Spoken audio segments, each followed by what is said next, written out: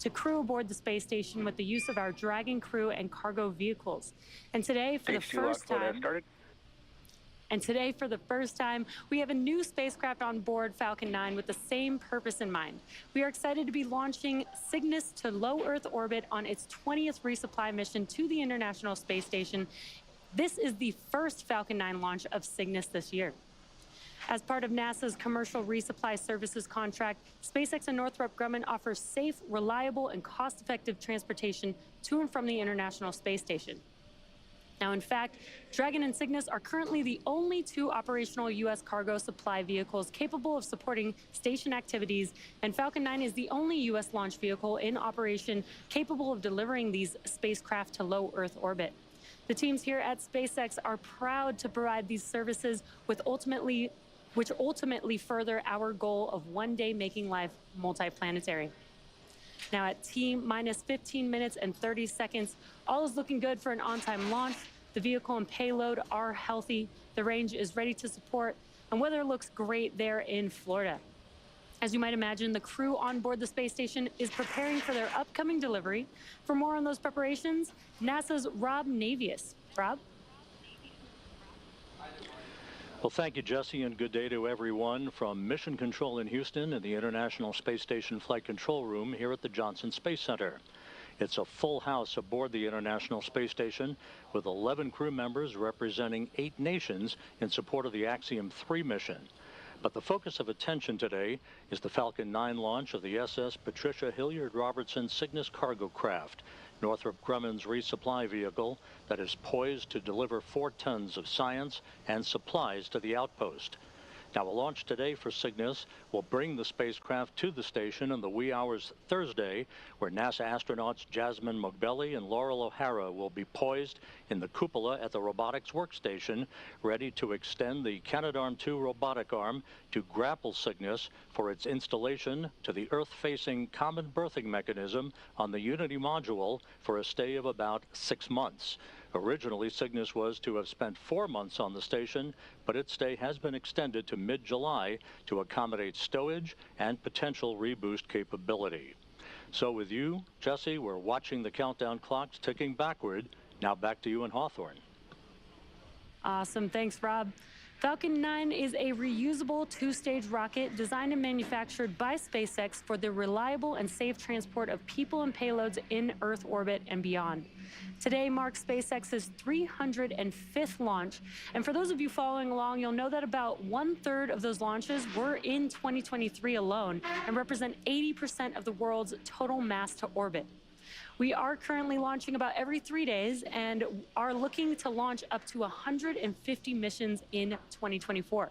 And reusability is what makes this all possible.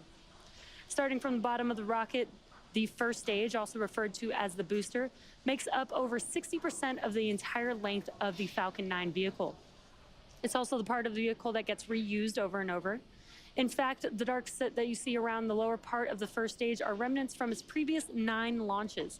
This booster is a well-versed veteran launch vehicle and is set to return back to land again today. The white section above the black inner stage is the second stage. After the first and second stages separate about 2.5 minutes into flight, the second stage will ignite its MVAC engine to carry the Cygnus spacecraft to orbit.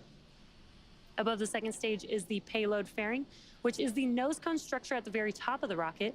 It protects the payload, and in this case, the Cygnus spacecraft, until we reach space.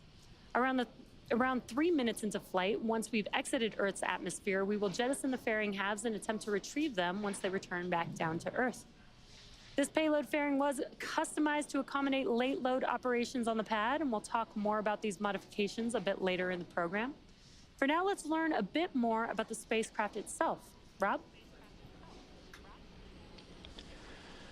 Thanks, Jesse. As mentioned earlier, Northrop Grumman's Cygnus cargo craft is about to deliver about 4 tons of science and supplies to the International Space Station, hitching a ride today for the first time on the venerable SpaceX Falcon 9 rocket. On the phone with us right now to discuss this unique marriage of rockets and resupply is a former veteran astronaut, Dan Tawney, who flew 2 supply and assembly missions to the International Space Station. He is now Northrop Grumman's program manager for human exploration and operations. Dan, it's been a while, but it's great to have you with us today. Rob, it's great to hear your voice and to be working with you again. Thanks for the call. Our pleasure, Dan. From your experience on board the station a few years ago, what's involved in unloading a cache of cargo that a resupply vehicle brings to the complex in what amounts to its own complex operation? Yeah, it is a complex operation, and from a crew member's point of view, boy, it's like Christmas. Or nowadays, it's like watching the Amazon truck show up and unload a bunch of stuff. We're bringing 8,000 pounds, over 8,000 pounds of stuff to the crew, and not only is it, the scientific experiments and stuff that the space station itself needs, but it's food, it's clothes, and really, personally, to the crew, it's notes and mementos and stuff from their families and friends. It's great to put a little personal stuff in there. So it's an exciting day to receive a new cargo ship, but boy, they've got a lot of hours ahead unloading everything, putting it someplace in the station, and then filling it back up with trash. And Dan, this Cygnus is named after astronaut Patty Hilliard Robertson, a good friend of yours, who tragically lost her life in a plane crash in 2001. You knew her very well. So on this day, a special day for you, your thoughts about her and the fact that Cygnus is named in her memory. Yeah, one of the things we've done on Cygnus from their very first mission is name them after space pioneers, people that are very important to the human space program. And this is very personal for many of us. In my class, we've been able to name a Cygnus for Pierce Sellers, and Laurel Clark was the last one. And in this one, we get to honor Patty Robertson. She was in the class of 98. We were in the class of 96, so we were sort of the sophomores to her freshman class, and so we got the honor of being with those guys when they were getting ready for their first 238 flight and their first sim and their first NBL run, and so got to know them very well. Patty, she lit up a room. She was so wonderful to work with.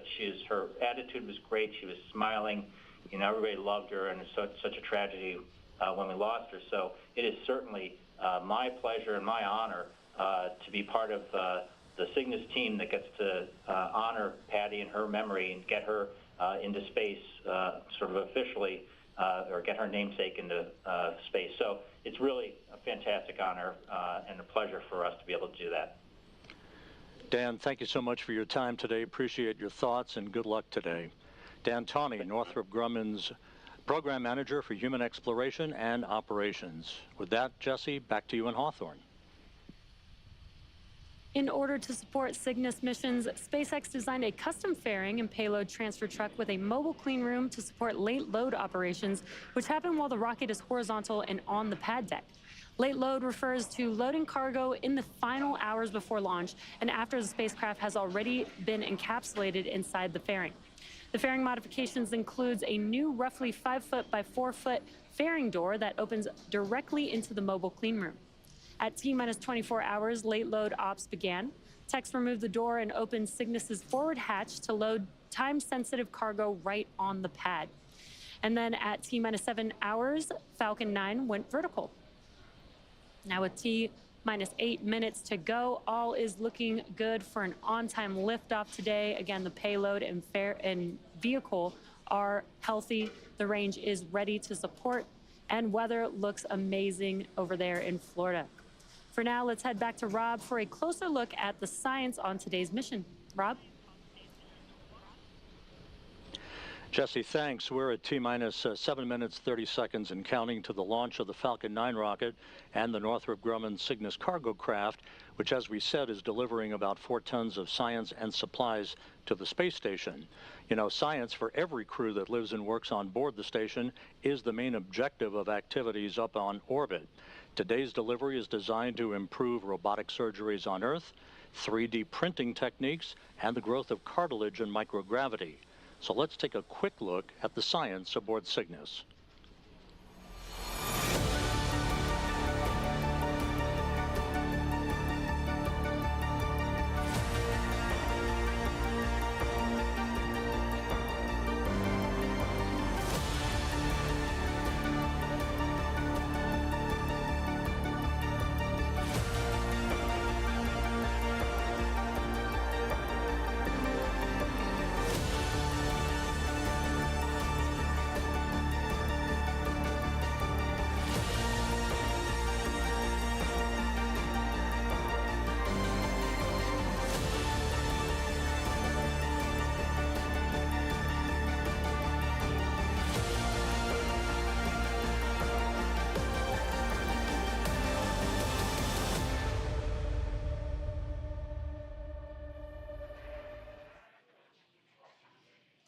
It's T-minus 6 minutes and 5 seconds, and the SpaceX team is working, no significant issues. Weather is go, range remains go for launch, and at this point, RP-1 fuel is completely loaded on the second stage and nearly complete on first stage. Liquid oxygen loading is underway on both stages and will complete at T-minus 2 minutes to launch. We're also loading helium gas into both stages. Falcon 9 uses helium as a pressurant to backfill the propellant tanks as liquid oxygen and RP-1 are consumed by the Merlin engines during ascent. Helium load began before the broadcast went live and will continue to top off until a minute and a half before launch. Jesse, to make sure engine startup goes well, SpaceX performed what is called engine chill, where a small amount of the super chilled liquid oxygen flowed into the Merlin engine's turbopumps. This was done to avoid a thermal shock to the propulsion system when the full flow of super chilled liquid oxygen is introduced into the Falcon 9 plumbing. Cygnus is also undergoing final vehicle health checks at this moment as it prepares to go on internal battery power, all of that being monitored by Northrop Grumman flight controllers in Dulles, Virginia. Now, the next event coming up will be the transporter erector retracting away from the vehicle. Now, the transporter erector, or the TE, is that large structural structure next to Falcon 9, which you can see there on your screen. There are some clamp arms that are around the second stage just below the fairing. Those will open up first, and once they are fully open, then the TE can recline away from the vehicle. And we did hear a call out that strong back retract is starting now.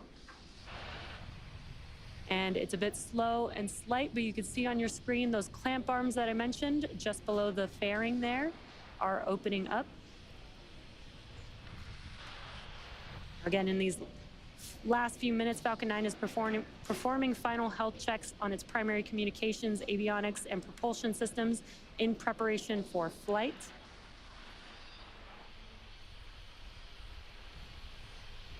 And it looks like the clamp arms are now fully open, and it's very slow and slight, but you can see the TE slowly moving away from the vehicle.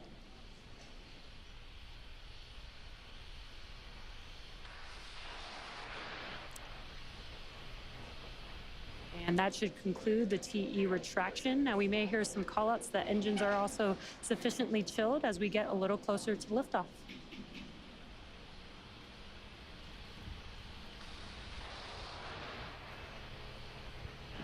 We're coming up on the T-minus 3 minute mark until launch. Checkouts of the second stage thrust vector control actuators will soon begin. This is referred to as an engine gimbal or wiggle test, when SpaceX moves the nozzles ever so slightly to make sure that the guidance hardware is acceptable for flight. SpaceX does the same checkouts on the first stage engines. That happens just a few seconds before engine ignition. By the way, at the time of launch, the International Space Station will be flying some 260 statute miles over the South Pacific, southeast of New Zealand. The next milestone coming up will be propellant loading completion on the vehicle. At T-minus 3 minutes, we wrapped up liquid oxygen loading on the first stage vehicle, and coming up next will be liquid oxygen loading completion on the second stage. Once that happens, Falcon 9 will be fully loaded with 1 million pounds of kerosene fuel and liquid oxygen. Cygnus is also performing its final health checks to make sure that all of its primary systems are ready for its rendezvous with the space station. Just waiting for the second stage liquid oxygen loading call out.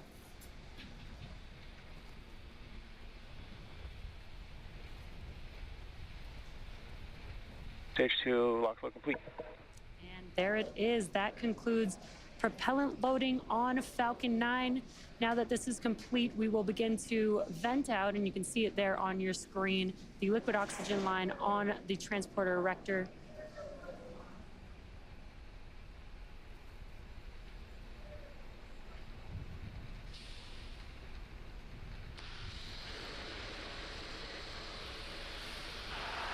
Ground gas closeout.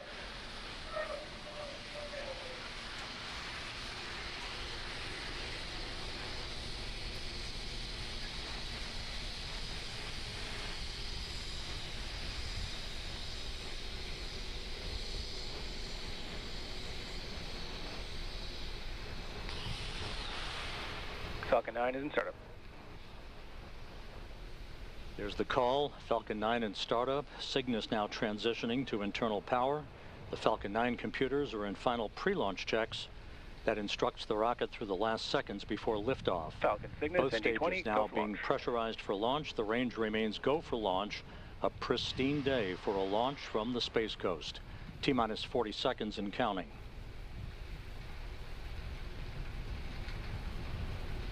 30 seconds.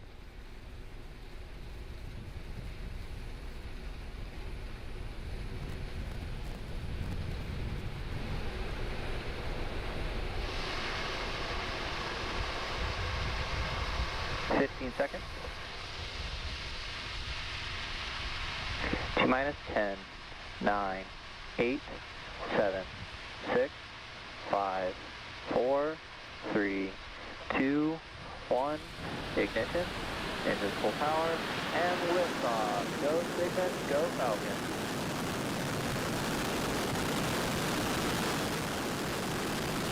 Falcon 9 and Cygnus begin their flight, taking aim on the International Space Station.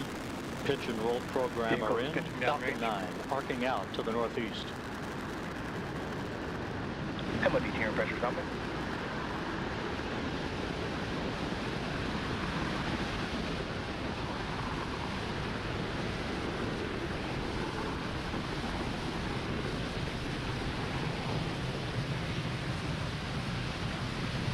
At T plus 40 seconds, Falcon 9 has successfully lifted off from Space Launch Complex Power and 40. telemetry nominal. This is our 10th mission of the year and second to the International Space Station. And we've throttled down our engines in preparation for max Q, which is coming up here in a few seconds. This is the largest structural Vehicle load. Supersonic. This is the largest structural load that the vehicle will see on ascent.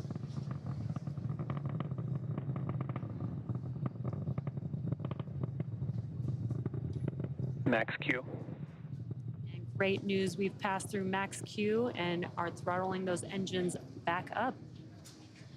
Next up will be 5 events in rapid succession. That will be main engine cutoff, stage separation, second engine start, or SES-1, the boost back burn startup on the first stage, and fairing separation. Main engine cutoff, or what we call MECO, is where all 9 M1D engines on the Falcon 9 first stage will shut down. It's all those engines that you see there on your screen. And this will be followed by stage separation, or the separation of the first and second stages. A few seconds later, the Merlin vacuum engine on the second stage will ignite to boost Cygnus to low Earth orbit, which is also known as SES-1. Then Falcon 9's first stage will ignite again to orient itself to head back to land with the boost back burn. Shortly thereafter, the fairing halves will separate and expose the spacecraft to the vacuum of space.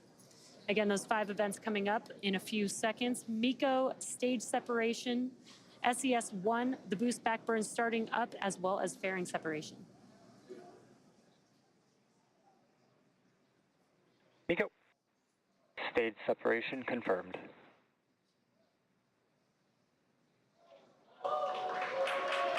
And back ignition. Stage 1 boost back startup. And there we've had MECO, stage separation, the MVAC engine on the second stage ignited, as well as the boost back burn starting up on the first stage vehicle. And some awesome views there on your screen. On your left-hand side is a view from the first stage. On your right-hand side, a view from the second stage.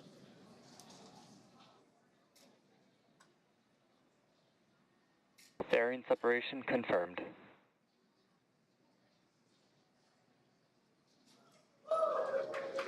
And excellent news. We were able to see and hear the call out for confirmation of fairing separation. You can actually see one of the fairing halves falling back to Earth on your right-hand screen.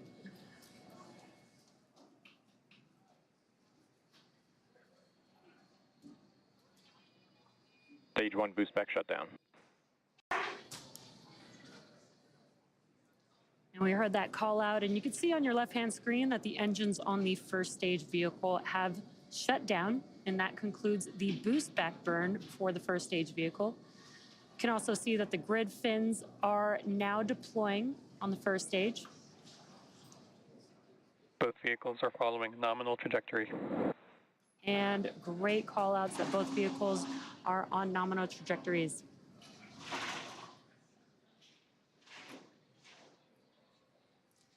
Some awesome views on your screen. Again, on your left-hand side is a view from the first stage. On your right-hand side is a view from the second stage looking at our MVAC engine. You're watching a live webcast for NG-20, Northrop Grumman's 20th resupply mission to the orbiting laboratory. This is SpaceX's 10th mission for 2024 and the second flight to the International Space Station just this year. You might be interested to know, in order to get to space, the rocket has to do more than just go up. It also has to go sideways and really, really fast. At liftoff, gravity is pulling straight down on the vehicle. As we ascend, we tilt the engines, and the technical term for that is called gimbaling, and that turns the rocket horizontally. Now, we are still going up, but we are now also heading horizontally away from the launch pad, and that's what we call a gravity turn. An object typically needs to go 7.5 kilometers per second or 17,500 miles per hour horizontally in order to avoid being pulled back down to Earth and get into orbit. And that is exactly what this vehicle just performed. And on your left-hand side, again, is the first stage making its way back down to Earth. Today, we do have a land landing, so we do require 3 burns in order for it to make its way back to its landing zone. We've already completed the boost back burn for the vehicle as it oriented itself heading back towards land. Next up will be the entry burn, and that's where 3 of the Merlin engines will reignite. This helps to slow the vehicle down as it re-enters the upper parts of the Earth's atmosphere. And then will be followed by the last burn, which is the landing burn. That's a single engine burn that brings the vehicle speed down rapidly in order to touch down back on Earth. And a really cool view of that first stage vehicle from our ground tracking camera. That looks amazing. And that entry burn is coming up here in just about 30 seconds or so.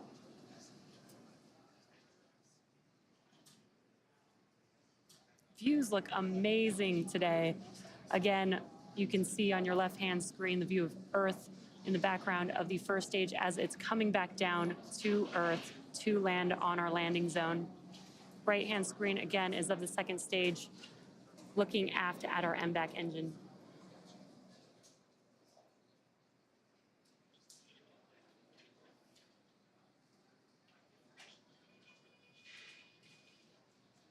Stage 1 entry burn startup.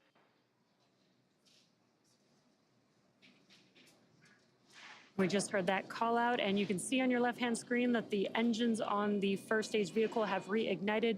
It's just about a 17-second burn. Stage 1 entry burn shutdown. And Stage 1 FTS has saved. Awesome tracking view of our first stage vehicle. As you can see that the entry burn has concluded. And the first stage vehicle continues to make its way back down to Earth. Both vehicles continuing on a nominal trajectory. And this is an incredible view that we are getting of the first stage vehicle heading back to land.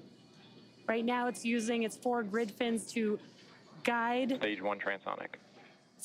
the vehicle during its descent. And this is amazing. You can see those 4 grid fins deployed.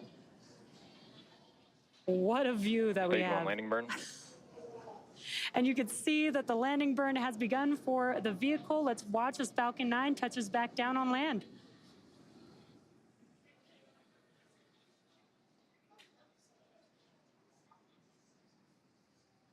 Stage 2 FTS has saved. Stage 1 landing leg deploy.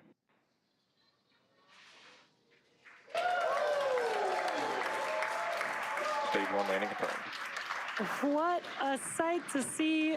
Falcon has touched down. This booster just completed its 10th flight and the 268th successful landing of an orbital class rocket, including both Falcon 9 and Falcon Heavy boosters. That was such an incredible view to watch. Now next up is SECO for the second stage. That's where we will shut down this MVAC engine. Nominal orbit insertion. And great news, we heard that call out for SECO-1 as well as confirmation of good orbit.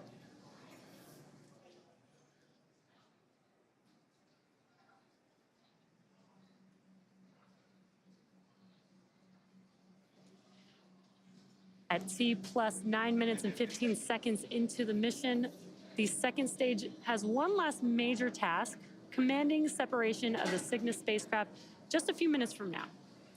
For those of you just tuning in, you're watching a live webcast for NG-20, Northrop Grumman's 20th resupply mission to the International Space Station. This is SpaceX's 10th mission for 2024 and second flight to the International Space Station this year. And for those of you following along, you'll know that Cygnus will be joining two SpaceX Dragon spacecraft that are already docked at station as part of the Crew 7 and Axiom 3 missions. Crew 7 docked with the space station in August of last year, and Axiom 3 arrived earlier this month on January 20th. We are getting some incredible views. Again, what you're seeing on your screen is a view from the second stage looking aft at our MVAC engine. And you can see today that we are flying a shorter nozzle.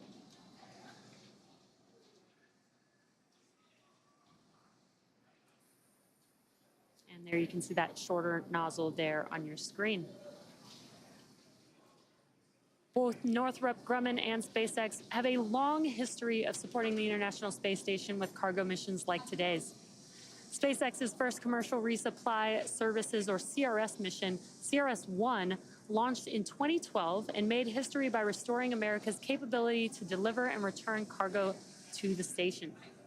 The Cygnus spacecraft has been visiting the International Space Station since 2013, and the first Cygnus CRS mission, Orb-1, launched in 2014. Cygnus has delivered more than 138,000 pounds of equipment, science experiments, and supplies to sustain the International Space Station's astronauts under NASA's commercial resupply services contract.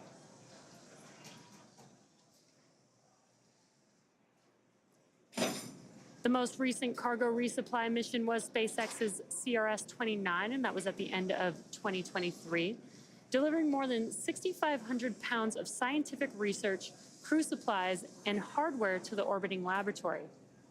And today, Dragon is the only spacecraft currently flying that is capable of returning significant amounts of cargo back down to Earth.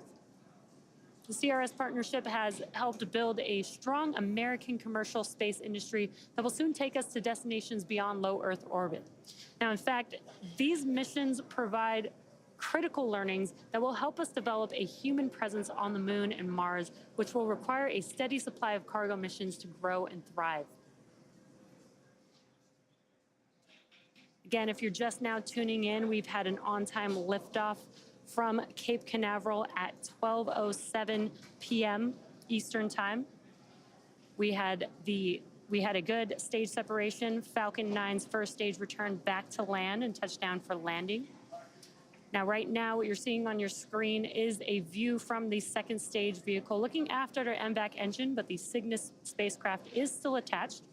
And we are just waiting for Cygnus separation from the second stage in just about a couple minutes from now.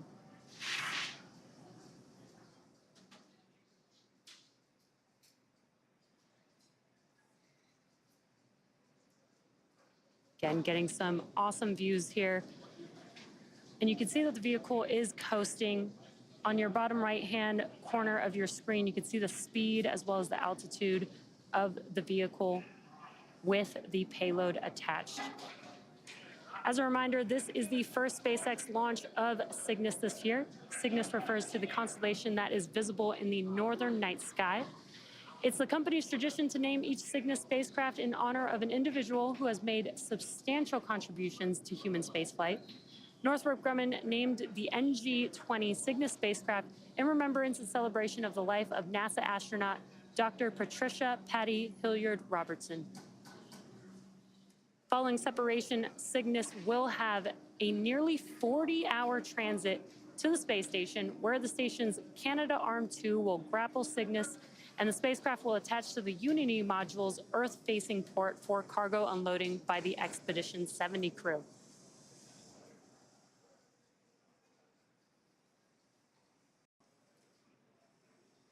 If you're just now joining us, you are watching the NG-20 mission carrying the Cygnus spacecraft currently attached to our Falcon 9 second stage, awaiting separation in just about under 30 seconds from now.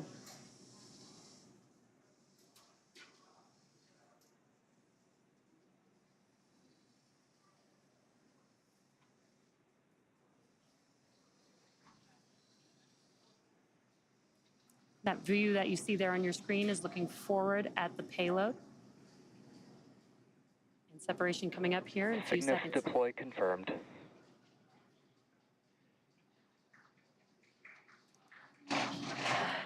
And an incredible view. You can see the Cygnus spacecraft drifting away from Falcon 9's second stage, confirming successful spacecraft separation.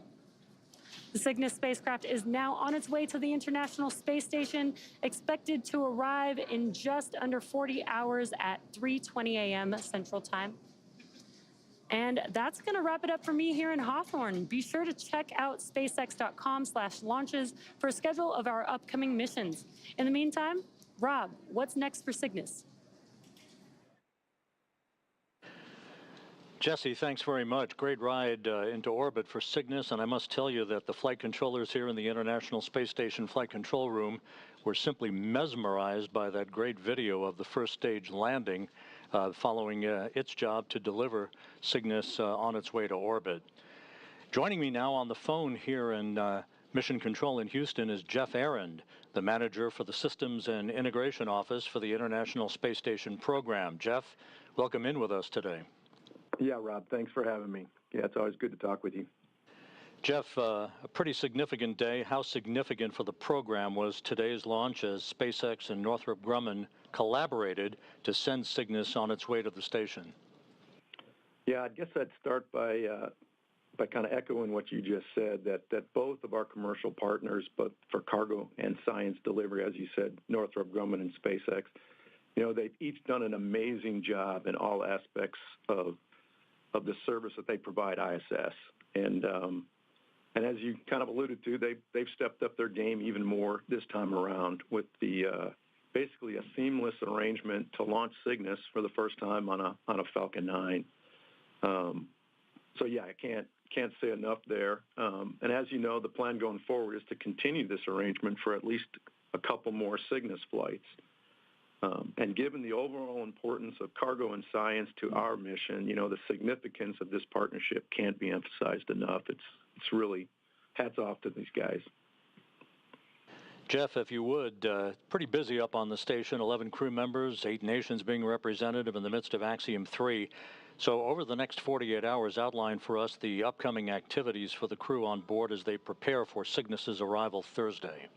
Yeah, happy to. I'm actually going to start a little bit earlier because it's good to remind folks that because this is a vehicle that we capture with the SSRMS, there is some study time and training time that the onboard crew goes through actually in the week leading up to this event. So Laurel and Jaws have been doing some work together, and they actually get some hands-on activity with the actual arm. We actually back away from a grapple fixture and then reapproach the grapple fixture, similar to what they'll do for a capture. So they get a feel for how the arm actually performs in orbit. They also have to do a little house cleaning. There's, you know, the port that Cygnus is going to usually has stowage in front of it. So they need to clear the port both for hatch opening and entering the Cygnus. And the other thing that serves for is we install a camera, an alignment camera that the crew will then check out, and it actually looks out the Node 1 hatch window, and that helps the ground team to actually, with their alignment, when they actually berth the Cygnus to Node 1 nadir. And then the final thing is tomorrow morning, actually before the actual Cygnus comes to station, they'll set up the robotics workstation that they use. They use that for monitoring Cygnus as it approaches ISS. They use it to ensure that the vehicle stays within the expected corridor and remains safe. And And then, of course, they perform the capture operations of Cygnus when it gets to what we call its capture point. So, yeah, they got a lot on their plate, but it starts even before the week before the actual launch of the vehicle. Jeff, thanks very much. We appreciate your time today, as always. Yep. Thank you, Rob. Appreciate it. Jeff Aaron, the manager for the Systems and Integration Office for the International Space Station. Next up will be the deployment of Cygnus's solar arrays, scheduled to begin around an hour and 40 minutes from now. That critical milestone will take about 30 minutes to complete, and once the arrays are deployed, we'll provide an update on the station blog with the latest news. From this point on, Northrop Grumman flight controllers at their Mission Operations Center in Dulles, Virginia, will be monitoring Cygnus's flight to the International Space Station, along with flight controllers here in Houston. They'll work in tandem early Thursday as Cygnus arrives in the neighborhood of the orbital outpost. With that, we're going to wrap up our coverage of the launch of Northrop Grumman's 20th Commercial Resupply Services mission. Cygnus now on course to be captured at about 3:20 a.m. Central Time, 4:20 a.m. Eastern Time Thursday morning. Live coverage of rendezvous and capture will begin at 1:45 a.m. Central Time, 2:45 a.m. Eastern Time, followed by coverage of Cygnus's installation to the station at 4:45 a.m. Central, 5:45 a.m. Eastern Time. In the meantime, you can learn even more about this mission on the web at nasa.gov/commercial resupply. So on behalf of my colleague Jesse Anderson of SpaceX in Hawthorne and our colleagues at Northrop Grumman, thank you for joining us today. We'll see you back here early Thursday morning. This is Mission Control Houston.